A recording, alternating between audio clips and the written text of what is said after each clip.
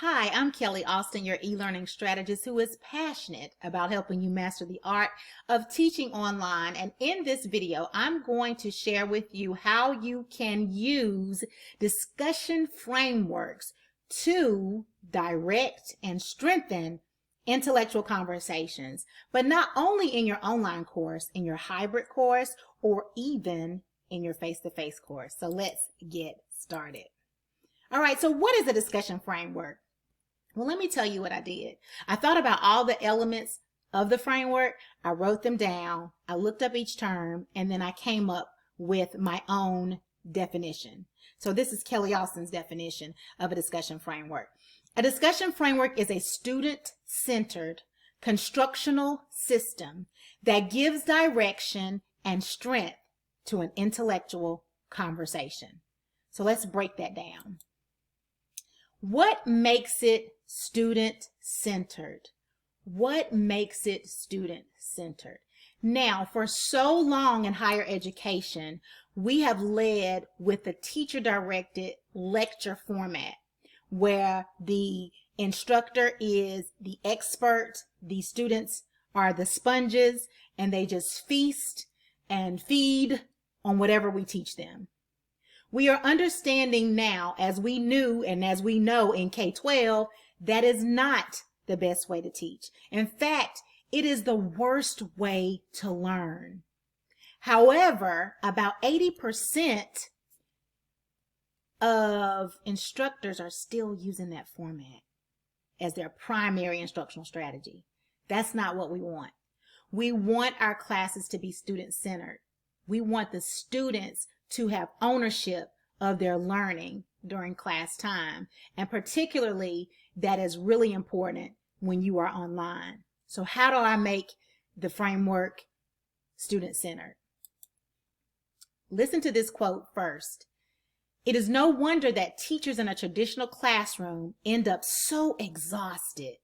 They are bucking the basic nature of the student. Students want to question, discuss, argue, and share. The great strength of cooperative learning is that it channels this natural intelligence toward positive academic and social outcomes. And that great quote is from Dr. Spencer Kagan from his book, Cooperative Learning. So what makes it student-centered? It's because it's based and grounded in a cooperative learning structure. Now, cooperative learning is not group work. You know how when you were in college and your professor gave you an assignment to do, and you had 4 people in the group, you all split it into 4 pieces and each person did their piece. That's not what happens in our cooperative learning environment in this discussion framework. What's going to happen is you're going to divide your class into groups of 4 to 6. 4 to 6. Why 4 to 6? Because you want everyone to have an opportunity to speak and share their ideas, okay, for each step of the process. Now, can you do this online? Most definitely. Sorry about that. You can do this online, most definitely. What you are going to do, no matter whether you have Blackboard, Canvas, no matter what learner management system that you have, you can set up rooms, virtual classrooms for each group. Okay. You're going to open up that group, those groups, and you can see all of the groups. But of course, you would only be in one group at a time. Okay. All right. So, but according to the login, the chat room, it's going to say you're in all those groups at the same time, but you're only going to be observing one group at a time. Okay. And you're going to have group roles. And so that is why you are not the sage on the stage. It's not teacher-centered or teacher-centric. It's student-centric, student-centered, because you're going to have a group leader who's facilitating the process. You're going to have a timekeeper who's making sure that you stay on schedule. You're going to have a reporter who's going to submit minutes to you, the instructor, and you're going to have a reflector. Now, those are 4 roles. You can add others if you want, depending on the number of people in the group. Now, the reflection process is a part of cooperative learning. Whenever you have a cooperative learning activity, you want your students to reflect on the process at the end of it. Okay, so these are the three components of the discussion framework that make it a student-centered process. Now, I could do a whole nother video on this particular part, but we're going to move on, and I'll talk to you about this at the end of the video. All right, now it's a constructional system. What do we mean by that? When we're constructing something, we're building, we're putting parts together, we're putting pieces together, and it's systematic because we're doing it in a specific order. All right, so when you create a discussion framework or you use a discussion framework, you want to stay within the range of 4 to 8 steps. Okay, and what's going to make it a discussion framework is that you're going to progress from our knowledge comprehension, lower level thinking skills, up through analysis and evaluation to our higher level thinking skills. Now, if you have questions like, what year was the War of 1812?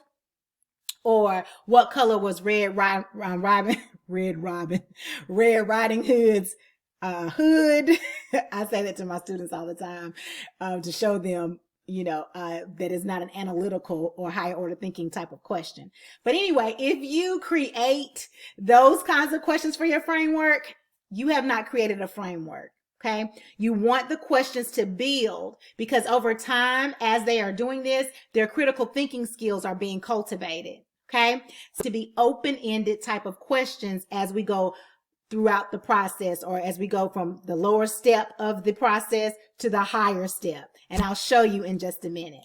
You also want to have suggested time frames. Okay, each step should have a suggested time frame. Why is that, Kelly? Okay, now, if you've had the pleasure of being in a book club, you know that you get to talking, eating your snacks, whatnot, and you don't get to all the book club questions.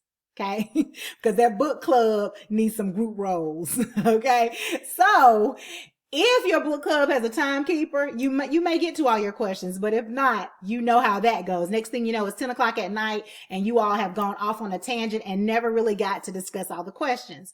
Well, to keep that from happening during your discussion framework, you're going to have a timekeeper and that group leader who are going to be monitoring the time. I train my students for the timekeeper to put in the chat box. We have 5 more minutes on this section. Okay. Now, are these, written in stone? No. If they finish a step before time, they can move on. If they extend the time for a step if they need to, they can do that. It just gives them a guide so that they can stay within that time frame and make sure that they get to all of the steps. All right, so let me give you an example of a framework. You might be saying, I need a visual. I don't really understand. All right, so this framework I created for a course where we learn 10 theories that are related to child development. Right. So in this case, the students were studying the psychosocial theory by Erik Erikson. So they had a template that they had to fill out. If you didn't get a chance to watch the Power of Live discussion video, you go back and watch that. I talk about the template. But to hold them accountable, they have to fill out this information and submit it in a theory research journal, okay, of which they get 100 points, 10 points per entry. They have to submit that before we have our live session. That helps me to know that they have done their homework and that they are prepared to have a discussion. All right, so they're talking about the psychosocial theory or any theory, but in this case, we'll pretend they're talking about the psychosocial theory. So what is the theorist's background? So they will begin to explain what Erik Erikson's background, where he was born, where he lived, how the theory came to be, where he went to school, all kinds of things about him. So let's say we're going to allot 4 minutes for that. Okay, that's basic lower level thinking. You can Google that. Might be in the textbook. Okay, get that information. Next, we want to know what are the theoretical principles or concepts of the psychosocial theory. So they're going to get into discussing that information. All right. The next question is, how did this theory contribute to the field of child development? So each person's going to go around and explain their take on that question. Okay. All right. Question number 4, explain the limitations of this theory. So each person's going to share. They might say, oh, I agree with Kelly that this theory, blah, blah, blah, blah, blah, blah, blah, blah, blah, blah. So we're going to all go around in the chat room, in the virtual classroom. We're going to go around and each person's going to verbally out loud on the microphone say what they're going to say. Okay. All right. And then step 5, what is your evaluation of the theory? Defend or denounce its relevance or legitimacy. So, I think that the theory is a bunch of hogwash because blah, blah, blah, blah, blah. Of course, they won't use that word. That's probably dated from 1970 or something. I don't know. But it came to mind. So they're going to defend. They're going to say, they find the value in that theory, or, Eric Erickson was crazy because da da da da da, whatever the reason was. This makes no sense, or he didn't do da da da da. They're going to go off on that.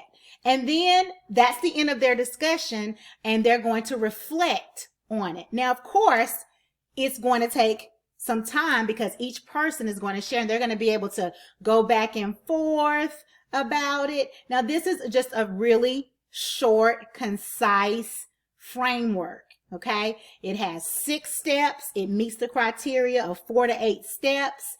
You see here, they have 4 minutes. These are just estimates, 8 minutes. So we're about 12 minutes in, 10 more, 22, 32, 42, 45, 46. It might take us about 50 minutes total to go through this whole process. Okay. It may take us a little bit more, and it may be a little bit shorter. It just depends on how in depth that theory is and how much the students have to say. They get to control all of that.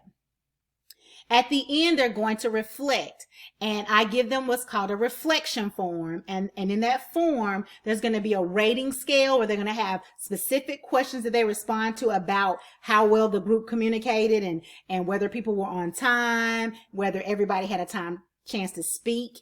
They rate themselves on a scale of 1 to 4. After they rate themselves on a scale from 1 to 4, I have them answer a couple of questions like, what did the group do well? And what areas does the group need to improve? And they'll say things like, we need to be on time, okay? Or we need to log in early so that we make sure our, technology, everything is working well.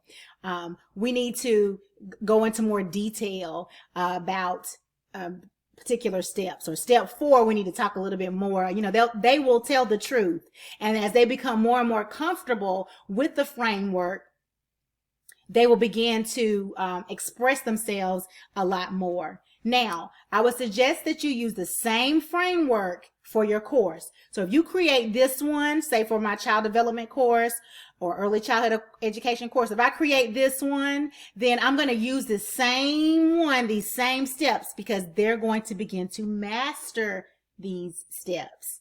Okay. And they're going to begin to dig deeper and deeper. The first time they do it, they may not dig as deep as you want them to. And of course, you can interject at any time. So if you came here and saw my house, you would see I have my groups up here on the screen and I'm going in and out. Then I can also always watch the recording. Now that's a totally different video about how you can customize instruction after you see what they know and what they don't know. Then you can make a lecture type video explaining a concept, or you can share a video from YouTube or whatever other resource that kind of clarifies what they seem to not understand if you weren't in that virtual classroom at that time.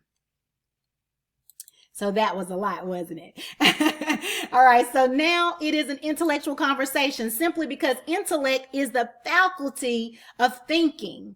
Okay. It is the understanding that is distinguished from the way that you feel, from the way that you will. Okay. But it's about our thinking and our ability to obtain knowledge and to understand. And that's what makes this an intellectual conversation. So again, what is a discussion framework? It is a student-centered constructional system that gives direction and strength to an intellectual conversation.